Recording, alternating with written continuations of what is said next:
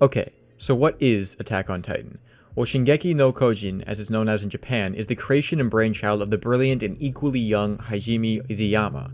Born and raised in Oyama, Japan, Isayama was not well known or experienced in the grand and expansive world that is the creation of manga. At a young age, Isayama began submitting his works to local magazines, and even at the youthful age of 20 was given the Fine Work Award for a shortened manga that would eventually become Attack on Titan. Working at an internet cafe after graduating, he quickly became a prodigious wonderkin in the world of Japanese manga. No one else was rising to the extreme heights and bountiful lengths as Isayama was. After applying and being selected for Weekly Shonen magazine, Isayama had his first footing for what would become his literate magnum opus. Fast forward to the year 2009, and Attack on Titan issue 1 is being publicized and universally celebrated by Besatsu Shonen magazine. Americans would have to wait slightly longer for its release publicly within the US under the company Kodansha USA. At the mere age of 23, yes, you heard that right, 23, Hajime Isayama took the world by storm with his insanely dark and equally violently epic masterwork about humans fighting monsters. But enough about the prestigious manga. I've only just started the palatial behemoth myself. I'm as clueless and not up to date as the rest of the pleb anime watchers. But as for the anime deals with heavy themes of racism, fascism, segregation, oppression, military propaganda, and the dangers of religious discourse. Isayama has said that he wanted to convey the dangers of trying to communicate with someone you could not understand, and this is seen predominantly in the first 2 seasons as the primary antagonists are the Titans themselves, before we learn who the real villains are. Anime spoilers ahead, but we learn in the closing moments of the second half of Season 3 that the land our characters have been inhabiting for 3 seasons is nothing but a minuscule island at the epicenter of hatred around the world. Outcasted and set aside, they and their people are seen as monsters because of a religious story told centuries ago of the Eldian people wreaking havoc and destruction on the rest of the world. Them being the only ones who can turn into Titans, they are quickly alienated and isolated from the rest of humanity. It's only in Season 4 when we get a brief glimpse of what the rest of the world looks like.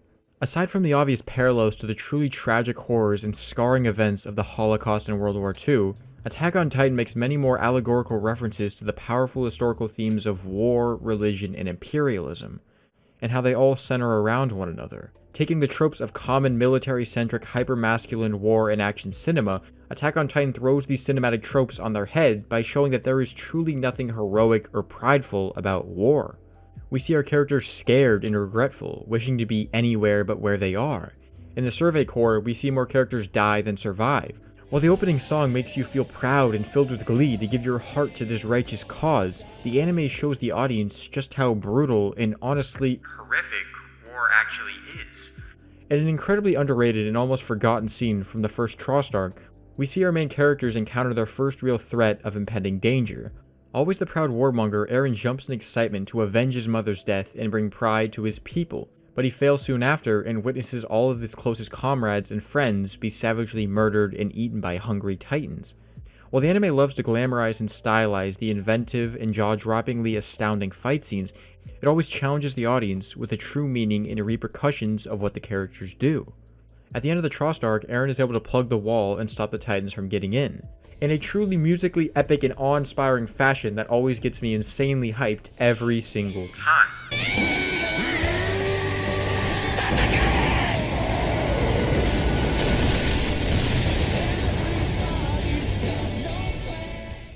But as Rico says, he was only able to do this because of the countless scouts who gave their life for his. But enough about the weight of the show, let me just geek out about it to you all for 1 second. The fight scenes are just as emotionally impactful as they are epically grandiose and extravagant. We fly alongside our characters as they charge forward with their action, making us feel just as weightless as the characters do. It's a true feat to make the audience feel so invested in battles so seemingly strange as these are. But what keeps Attack on Titan from never feeling stale or falling stagnant is just how, like its plot, the action is always evolving and transcending to the next level. What starts out as a simple tale of humans rebelling against the horrors of Titans quickly turns into complex and extremely personal confrontations dealing with heavy themes of betrayal and brotherhood, only for it to go even further the next seasons and make it about self-sacrifice and the consequences of war.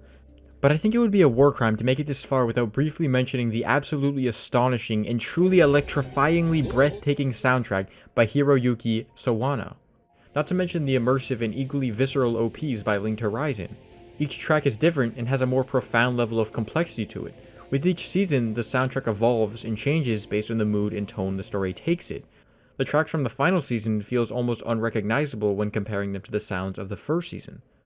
I'm crying, missing my lover. I don't have that power.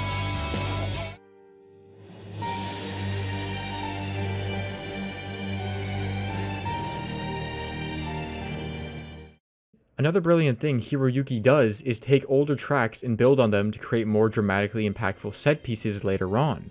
The Reiner and Berthor reveal from Season 2 is still my favorite moment in the show's entirety by a landslide.